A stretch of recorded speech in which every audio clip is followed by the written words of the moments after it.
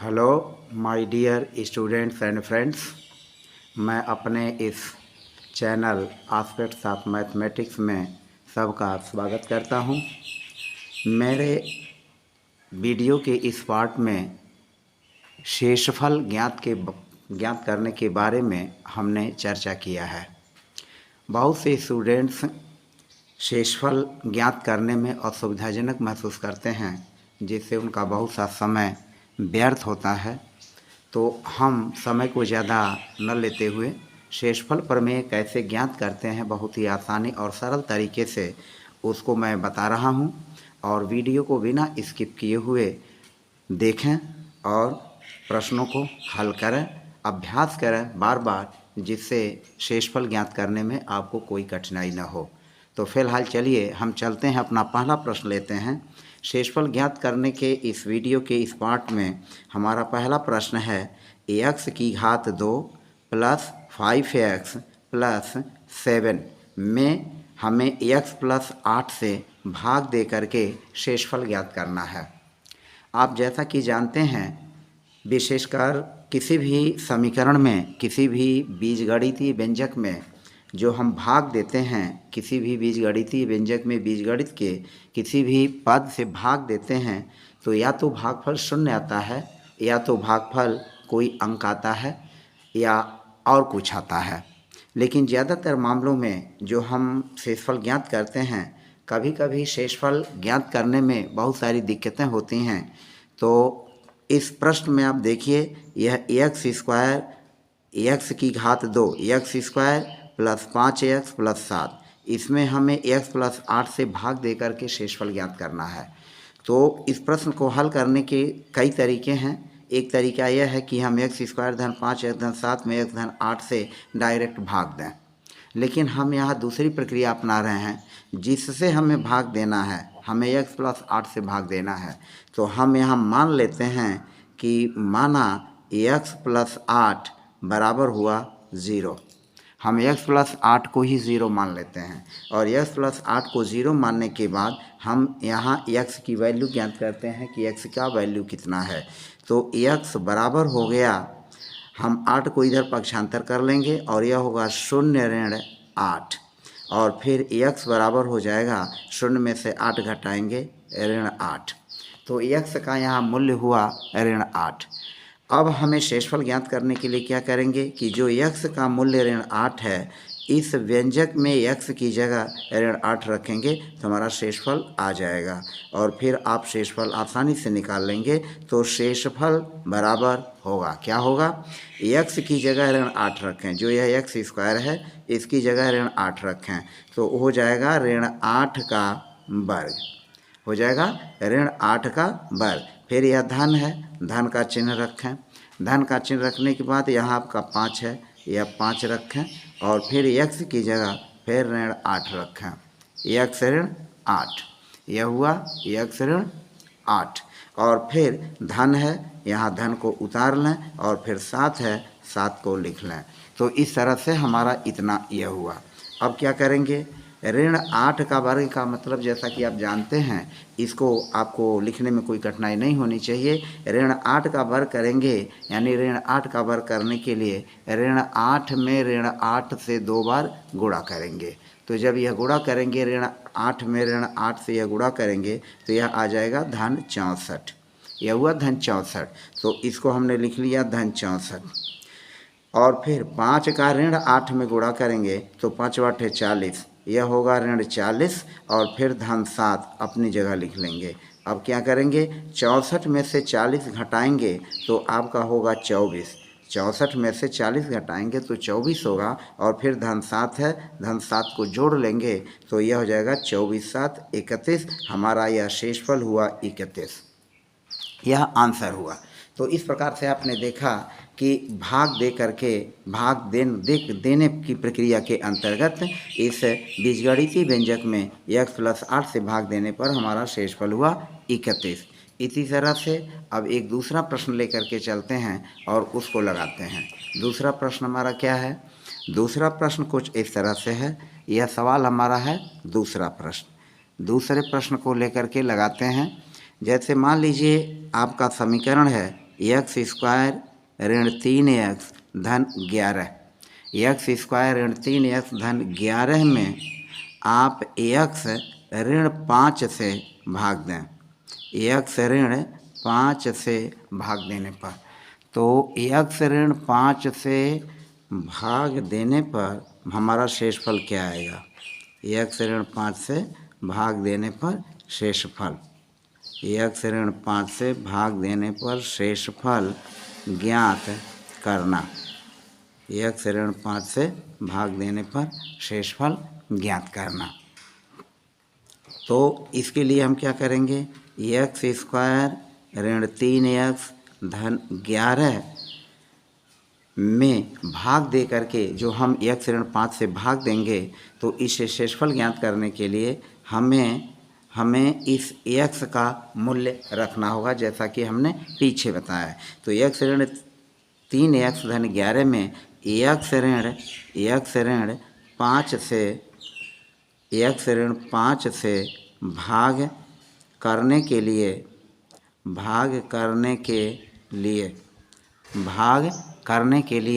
x ऋण 5 माना x ऋण 5 बराबर 0, ये हमारा हुआ x ऋण 5 बराबर 0। तो फिर x बराबर हो जाएगा 0 और ऋण 5 को इधर पक्षांतर कर देंगे धन 5 और x बराबर हो जाएगा 5। अब हम शेषफल ज्ञात करेंगे, तो शेषफल कुछ इस तरह से ज्ञात करेंगे। शेषफल निकालने के लिए हम क्या करेंगे? इस व्यंजक में हम x का मूल्य 5 रखेंगे, तो x जो यहाँ x वर्ग है, यहाँ हमने x की जगह 5 रखा और 5 का वर्ग हुआ, ऋण 3 गुणा फिर यहाँ x की जगह 5 रखा और धन हुआ 11। अब क्या करेंगे? 5 का वर्ग करेंगे, 50 में 25, जैसा कि आप जानते हैं 3 का 5 में गुणा करेंगे, 3 पचे 15 और धन हो गया 11। इसके बाद 25 में से 15 घटाएंगे 10 और धन हुआ 11 और 10 में 11 जोड़ेंगे, हमारा हो गया 21। तो इस तरह से 20 के भाग देने पर हमारा शेषफल क्या आया? 21 आया। तो यह दूसरे सवाल का हल हुआ। इसी तरह से हम अन्य सवालों को भी हल आसानी से कर सकते हैं। और एक तीसरा उदाहरण लेकर के हम इस सवाल को हल करने की कोशिश करते हैं। यह तीसरा उदाहरण हमारा है। तीसरे उदाहरण को भी लेकर के हम इस सवाल को हल करते हैं। अब तीसरा उदाहरण क्या है? जैसे मान लीजिए कि एक्स स्क्वायर ऋण 3x ऋण 4 में x ऋण 1 से भाग देने पर शेषफल, x ऋण 1 से भाग देने पर शेषफल कितना आएगा? तो इसको भी उसी तरह से लगाएंगे। एक्स स्क्वायर ऋण 3x ऋण 4 में x ऋण 1 से भाग देने पर शेषफल हमारा क्या होगा? तो हम वही प्रक्रिया अपनाएंगे। माना x ऋण 1 बराबर 0, x ऋण 1 बराबर 0, इसलिए x बराबर 0, ऋण 1 को इधर पक्षांतर कर लेंगे, धन 1 हो जाएगा। फिर x इज इक्वल टू 0 में 1 जोड़ेंगे, हमारा 1 होगा, यानी यहाँ x की वैल्यू 1 होगी। और इस x का मान हम एक्स स्क्वायर ऋण 3x ऋण 4 में रखेंगे तो हमारा शेषफल निकल जाएगा। अब हम शेषफल निकालने के लिए क्या करेंगे? अब शेषफल बराबर होगा x की जगह 1 रखेंगे, यह हो जाएगा 1 का वर्ग, ऋण 3 गुणे x की जगह 1 रखेंगे और फिर हमारा है ऋण 4। अब 1 का वर्ग करेंगे, 1 होगा, 1 गुणा 1 का वर्ग हुआ 1, माइनस 3 का 1 में गुणा करेंगे, 3 करने 3 और फिर यह हुआ ऋण 4। अब क्या करेंगे? 1 हुआ, ऋण 3 में ऋण 4 को जोड़ लेंगे, क्योंकि यह भी ऋण है और ये भी ऋण है, दोनों ऋणों को जोड़ लेंगे। तो ऋण 3 और ऋण 4 जोड़ेंगे तो यह हो जाएगा ऋण 7। अब क्या करेंगे? हम इसको घटा लेंगे, तो 7 में से 1 घटाएंगे तो हमारा आएगा ऋण 6। और इस तरह से आपने देखा कि x ऋण 1 से भाग देने पर हमारा भागफल क्या हुआ? ऋण 6 आया। तो इस तरह से इन तीन प्रकार के प्रश्नों को हमने भाग देने की प्रक्रिया के अंतर्गत शेषफल ज्ञात करने के बारे में बताया। बीच में आप से रिक्वेस्ट है और निवेदन है कि वीडियो को लाइक, सब्सक्राइब और शेयर करना न भूलें और कमेंट अवश्य करें ताकि मुझे अन्य जानकारियाँ हो सकें और उसी के हिसाब से हम अपने आगे आने वाली वीडियो को बना सकें। अब हम एक अगला सवाल लेते हैं और उस सवाल को भी हल करते हैं कि किस तरह से हम शेषफल अन्य बीजीय व्यंजकों का ज्ञात करते हैं। अब हमारा एक यह अगला सवाल है और इस अगले सवाल को भी आप देखें। एक अन्य उदाहरण, जैसे चौथा सवाल जो है हमारा कुछ इस तरह का है। चौथे सवाल में हम लेते हैं जैसे 2x का वर्ग धन 3x और धन 1। 2x का वर्ग धन 3x धन 1 में x धन 1 से भाग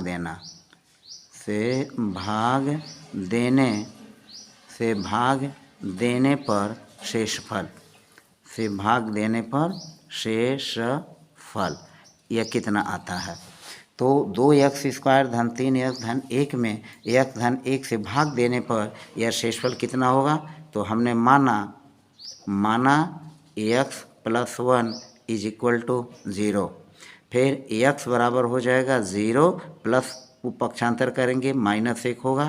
फिर x बराबर हो जाएगा -1, शून्य में से 1 घटाएंगे -1। यहाँ आप अच्छी तरह से ध्यान दें, अगर x धन 1 है तो x का मूल्य -1 आएगा, अगर x -1 है तो x का मूल्य धन 1 आएगा।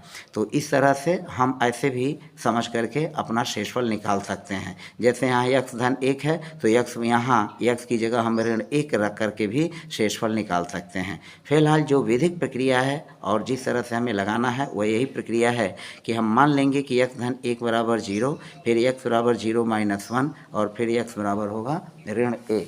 अब हमें शेषफल ज्ञात करना है तो हम शेषफल ज्ञात कर लेते हैं। तो यह हो जाएगा शेषफल बराबर क्या होगा, 2x की जगह -1, जो यह x है इस x की जगह -1 का वर्ग रखेंगे, धन 3 हुआ, x की जगह -1 रखेंगे और फिर धन हो गया 1। यह हो गया हमारा धन 1।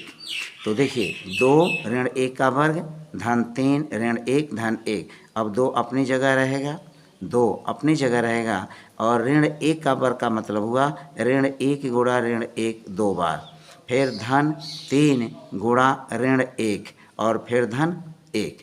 अब क्या करेंगे, 2 गुणा -1 का -1 में गुणा करेंगे धन 1 आएगा, फिर धन का गुणा -1 में करेंगे तो यह हो जाएगा -3 और फिर धन 1 अपनी जगह।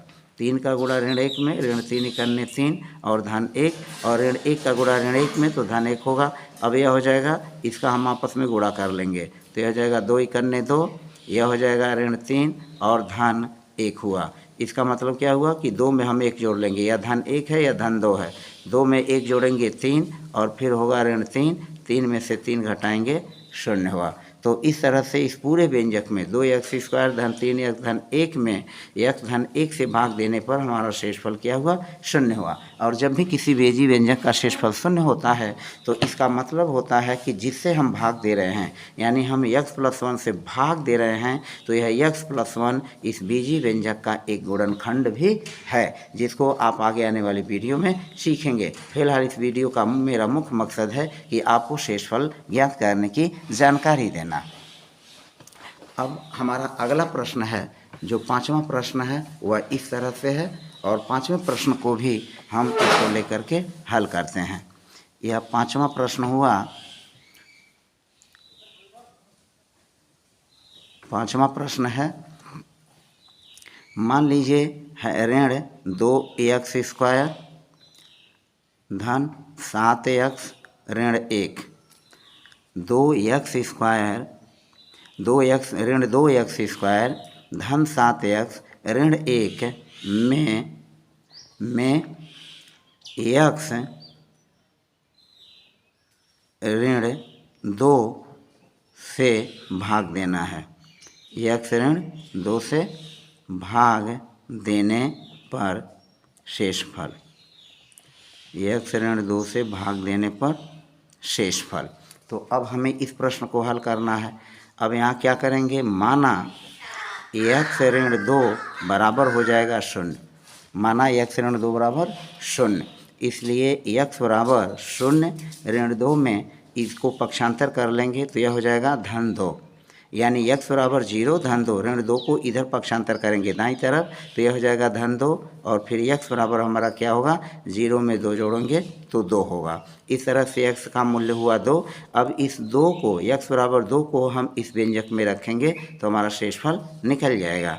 अब इस तरह से मान लीजिए शेषफल, अब हमें शेषफल निकालना है तो शेषफल बराबर हो जाएगा -2, और फिर इस x वर्ग की जगह रखेंगे 2, और फिर हो जाएगा वर्ग, फिर धन, फिर 7 गुणा 2, और फिर 1, यानी इस x की जगह हम 2 रखेंगे, जो यह x है इस x की जगह 2 रखेंगे, 7 अपनी जगह रहेगा, ऋण 1 अपनी जगह। अब क्या करेंगे, इसको हम हल कर लेंगे तो ऋण 2 अपनी जगह लिखेंगे, गुणा 2 का वर्ग 2 बार करेंगे तो यह हो जाएगा 2 दूनी 4, और फिर धन 7 का 2 में गुणा करेंगे, इसका इसमें गुणा कर लेंगे तो यह हो जाएगा 7 गुणे 2, तो यह हो जाएगा 7 दूनी 14, और फिर यहाँ हो जाएगा ऋण 1, यह ऋण 1 हो गया। अब क्या करेंगे, इसका आपस में गुणा करेंगे तो 4 का ऋण 2 में गुणा करेंगे ऋण 8, फिर धन, यह हुआ 14, और फिर यह हो जाएगा ऋण 1, तो ऋण 8 धन 14 ऋण 1 यह हुआ। अब हम क्या करेंगे, ऋण ऋण को जोड़कर, ऋण 8 है और ऋण 1 है तो ऋण 8 में ऋण 1 को जोड़ेंगे तो यह हो जाएगा ऋण 9, यह हो जाएगा ऋण 8 और ऋण 1 तो यह ऋण 9, यानी -9 और प्लस ये हुआ 14, यानी धन 14 हुआ। फिर क्या करेंगे, 14 में से 9 घटाएंगे तो हमारा शेषफल आएगा 5, और इस तरह से कुल इस बीसी व्यंजक का भाग देने पर हमारा शेषफल हुआ x बराबर 5। इसी प्रकार से हम अन्य प्रकार के प्रश्नों को भाग दे करके और आसानी से अपने प्रश्नों को हल कर सकते हैं, और शेषफल से संबंधित विभिन्न प्रकार के प्रश्नों को हल करके हम अपने गणितीय ज्ञान को मजबूत कर सकते हैं। अब एक अगला सवाल हम लेते हैं और इस अगले सवाल को भी हल करते हैं। हमारा अगला छठा सवाल है, जैसे मान लीजिए कुछ इस तरह का है, 2/3 x वर्ग, 2/3 x वर्ग धन 4x ऋण 1, 2/3 x वर्ग धन 4x ऋण 1 में x से भाग देने पर शेषफल, x से भाग देने पर शेषफल। हमें 2/3 x वर्ग धन 4x ऋण 1 में x से भाग देने पर हमारा शेषफल कितना आएगा। तो अब यहाँ देखिए हम केवल x से भाग दे रहे हैं, तो x से भाग देने तो हम मान लेंगे कि माना x बराबर 0। इसका मतलब क्या हुआ कि जब हम x से ही भाग दे रहे हैं तो जैसे हम x धन 1 रहता है तो x धन 1 बराबर 0 मानते हैं, x ऋण 2 रहता है तो हम x ऋण 2 बराबर 0 मान करके लगाते हैं। तो इसका मतलब हुआ कि x धन 0 बराबर 0, यानी x धन 0 बराबर 0 होगा। तो इस तरह से हम इसको सबको कल्पना कर सकते हैं या मान सकते हैं कि x धन 0 बराबर 0, यानी x धन 0 बराबर 0 तो फिर x बराबर 0। तो हम इस पूरे व्यंजक में x बराबर 0 रख करके इसको हल करेंगे तो फिर हमारा शेषफल आएगा, शेषफल यह हो जाएगा शेषफल बराबर 2/3 और x की जगह 0 रखेंगे, यह हो जाएगा 0 का वर्ग धन 4 x की जगह 0 रखेंगे और यह हो जाएगा -1। अभी आप जानते हैं कि 0 से किसी भी संख्या में हम गुणा करते हैं तो यह पूरी राशि शून्य हो जाएगी। तो 2/3 में 0 का वर्ग करके जैसे मान लीजिए आप रखते हैं 0 और फिर 4 गुणे 0 -1। अब इसमें गुणा करेंगे ये शून्य होगा, 4 में 0 से गुणा करेंगे शून्य होगा, -1 बचेगा और फिर हमारा एट लास्ट केवल -1 आएगा। तो इस तरह से जो इस पूरे व्यंजक का जो भाग शेषफल आया वह शेषफल बराबर हुआ ऋण 1। अब आप देखें कि इस तरह से कितनी आसानी से हम बीजी व्यंजकों में किसी भी बीजी व्यंजक से भाग दे करके शेषफल को आसानी से निकाल सकते हैं और अपने गणित को मजबूत बना सकते हैं। अब हम एक अगला उदाहरण लेकर के चलते हैं। हमारा सातवां सवाल है कुछ इस तरह का, जिसको देखें आप। यह सातवां सवाल जो है हमारा कुछ इस तरह का है। मान लीजिए ऋण x स्क्वायर, ऋण x और ऋण 3। ऋण x स्क्वायर, ऋण x ऋण 3 में हम 5 ऋण x से भाग देने पर शेषफल, x ऋण 5 से भाग देने पर शेषफल। तो अब इसको क्या करेंगे, यहाँ भी वही प्रक्रिया का अपनाएंगे। माना 5 ऋण x बराबर 0, 5 ऋण x बराबर 0, इसलिए 5 बराबर हो जाएगा 0, माइनस x को इधर पक्षांतर कर देंगे प्लस x, यानी 5 बराबर हुआ 0 में x जोड़ेंगे x, इसलिए जो x का हमारा मूल्य हुआ वह 5 हुआ। x बराबर हुआ 5। अब इस 5 को इस व्यंजक में रख करके हम शेषफल निकालेंगे। तो इसलिए शेषफल बराबर ऋण x की जगह रखेंगे 5, यह हो जाएगा 5 का वर्ग, 5 का स्क्वायर, और फिर ऋण x की जगह 5 और फिर ऋण 3। अब फिर क्या करेंगे, यह जो है ऋण 5 का वर्ग करेंगे, 50 में 25, और फिर ऋण 5 और फिर ऋण 3, और फिर हमारा सॉल्यूशन क्या होगा, सॉल्यूशन होगा ऋण 5 में ऋण 5 ऋण 3 ये सब जोड़ेंगे, 25 5 30 और ऋण 3 33। यह हमारा शेषफल क्या हुआ, ऋण 33 हुआ। तो इस तरह से आपने देखा कि बीजगणितीय व्यंजकों में बीजगणितीय व्यंजक से भाग देने की इस प्रक्रिया में कितनी आसानी से हम शेषफल ज्ञात कर सकते हैं। बस आज की वीडियो में सिर्फ इतना ही। पुनः आपसे चलते चलते रिक्वेस्ट और निवेदन है कि आप इस वीडियो को लाइक अवश्य करें, अवश्य करना न भूलें। लाइक करना एक बहुत बड़ा प्रोत्साहन, एक बहुत बड़ा एनर्जी का काम करता है, जिससे काम करने वाले को, वीडियो बनाने वाले को एक प्रोत्साहन मिलता है और उस दिशा में वह आगे बढ़ता है। तो लाइक करना, कमेंट करना, शेयर करना और चैनल को सब्सक्राइब करना न भूलें। यह मेरी हर वीडियो में बार बार आप लोगों से रिक्वेस्ट रहता है। तो फिलहाल आज की वीडियो में बस इतना ही। आप सबके लिए ढेर सारी शुभकामनाओं सहित हम अपने वीडियो के इस अंश को यहीं समाप्त करते हैं। धन्यवाद।